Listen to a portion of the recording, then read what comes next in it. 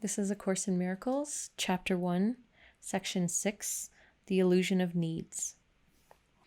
You who want peace can find it only by complete forgiveness. No learning is acquired by anyone unless he wants to learn it and believes in some way that he needs it.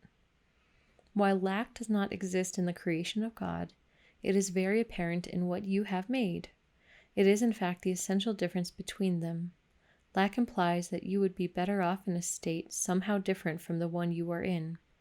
Until the separation, which is the meaning of the fall, nothing was lacking. There were no needs at all. Needs arise only when you deprive yourself. You act according to the particular order of needs you establish. This, in turn, depends on your perception of what you are. A sense of separation from God is the only lack you really need correct. This sense of separation would never have arisen if you had not distorted your perception of truth and had thus perceived yourself as lacking. The idea of order of needs arose because, having made this fundamental error, you had already fragmented yourself into levels with different needs. As you integrate, you become one, and your needs become one accordingly. Unified needs lead to unified action because this produces a lack of conflict. The idea of orders of need, which follows from the original error that one can be separated from God, requires correction at its own level before the error of perceiving levels at all can be corrected. You cannot behave effectively while you function on different levels. However, while you do, correction must be introduced vertically from the bottom up. This is because you think you live in space where concepts such as up and down are meaningful. Ultimately, space is as meaningless as time. Both are merely beliefs. The real purpose of this world is to use it to correct your unbelief. You can never control the effects of fear yourself because you made fear and you believe in what you made. In attitude, then, though not in content, you resemble your Creator, who has perfect faith in his creations because he created them. Belief produces the acceptance of existence. That is why you can believe what no one else thinks is true.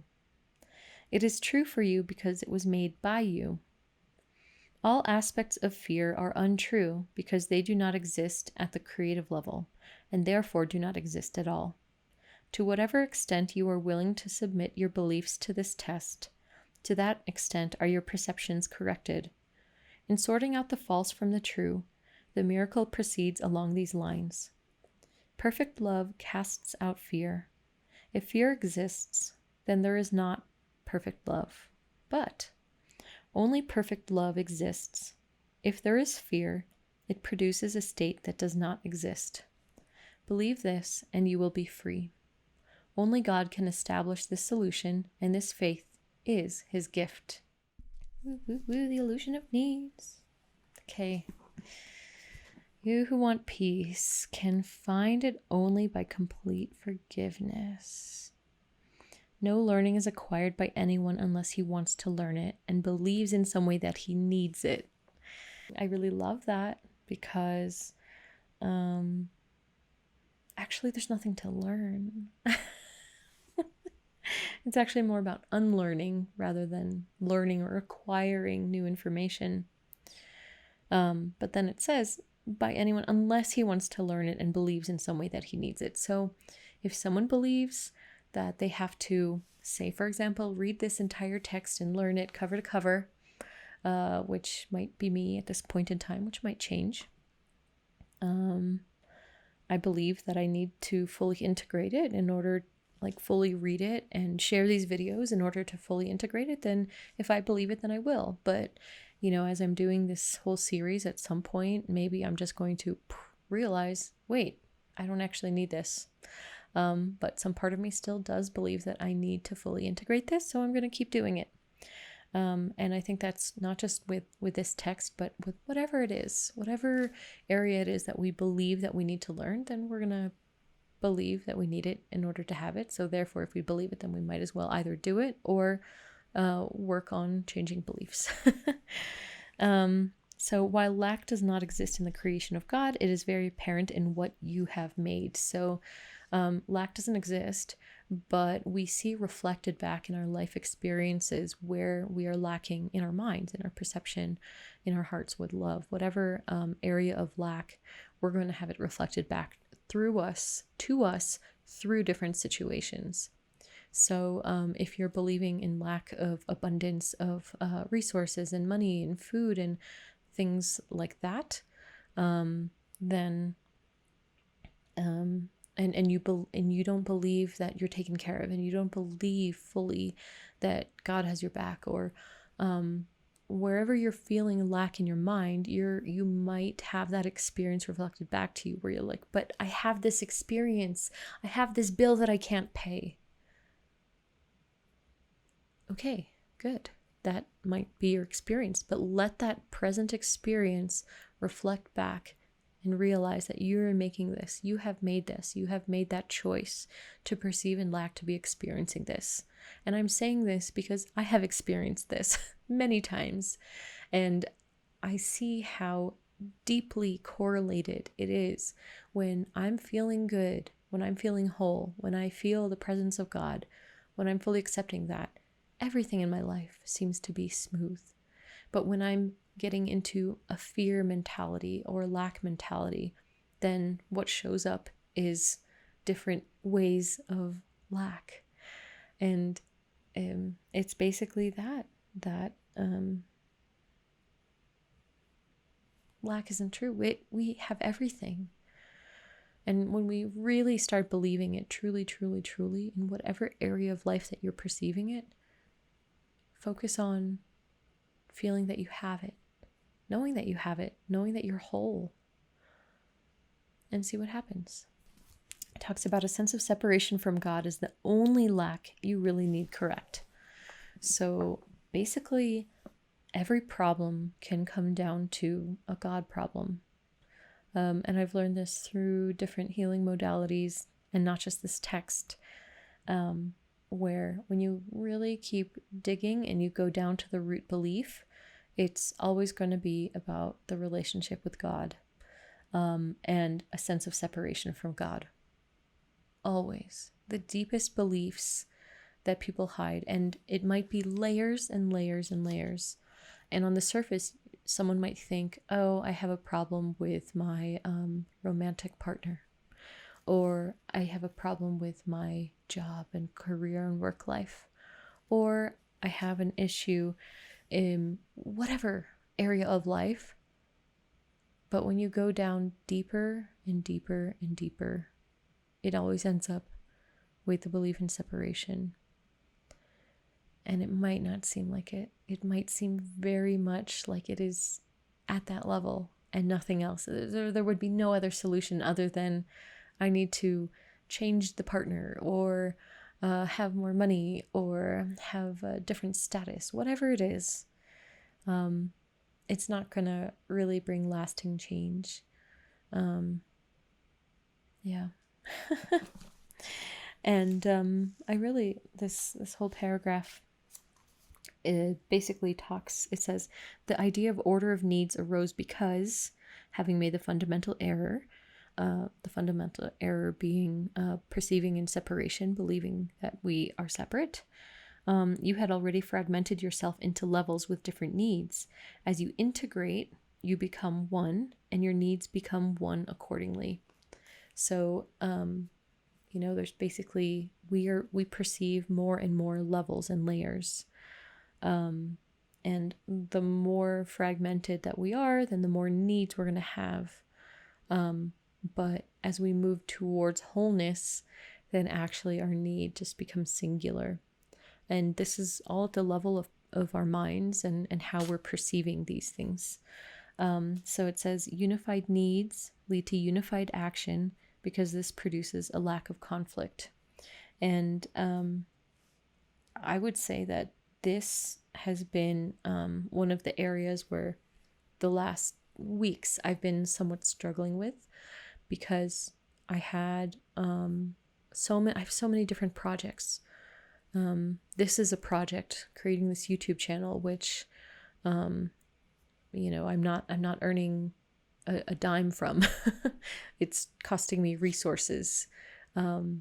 And that's one project. And it was like, okay, should I put my energy towards this when it's not making me money, when I, have things that I need to pay for? And then I have a tea business, and that I'm just starting. And then I'm writing a book on ayahuasca. And then I have like 10 projects at least. And I was feeling so overwhelmed and so in conflict. And one of the conversations that I had was about like being, smart about, say, money, and focusing my energy towards the things that are making me money. And when I said that to the person I was having that conversation with, I felt so sad.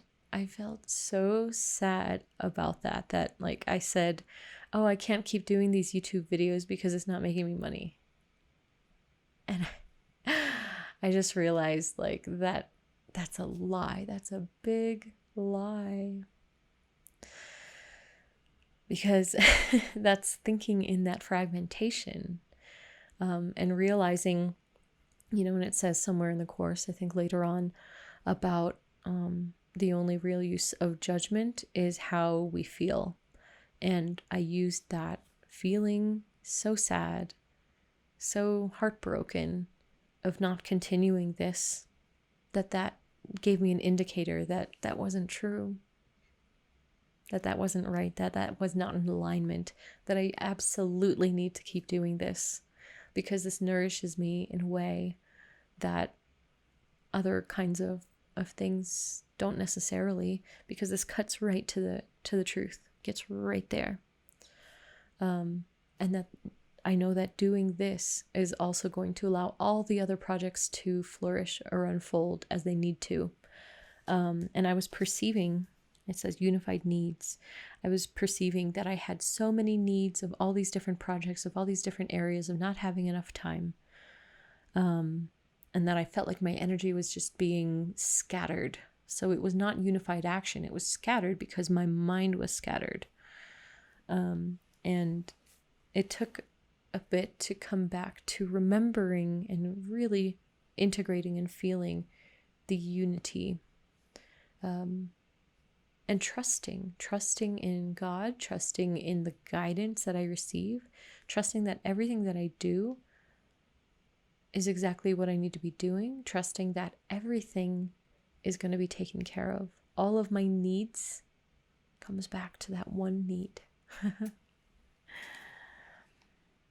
So it says the idea of orders of need, which follows from the original error that one can be separated from God, requires correction at its own level.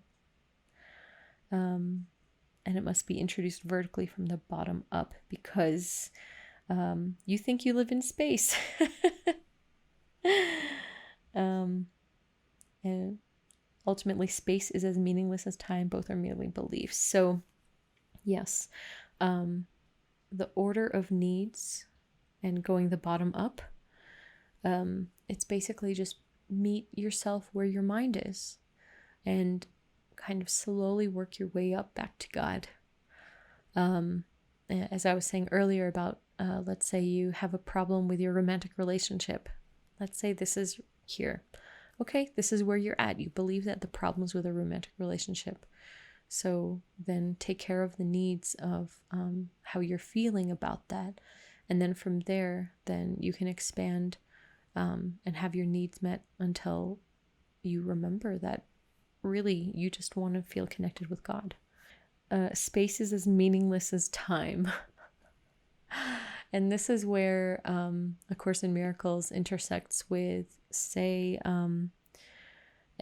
theoretical physics, quantum physics, where it talks about the space-time continuum, and that it's meaningless, that they're, at least through the lens of quantum physics. I was reading a book by Schrodinger, who's famous for the cat in the box experiment.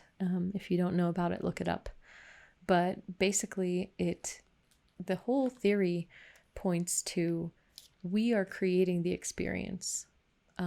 We as perceivers are actually creating. It's not that we're passively perceiving what's happening, but our perception is actively creating what seems to be happening. In that sense, time and space are beliefs. Like, we collectively are holding on to the idea and the notion that that these things are very real, but it's not.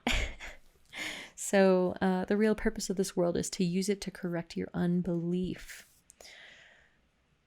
Well, there you go. That's the purpose. So, there's so many different tools and ways of correcting that unbelief.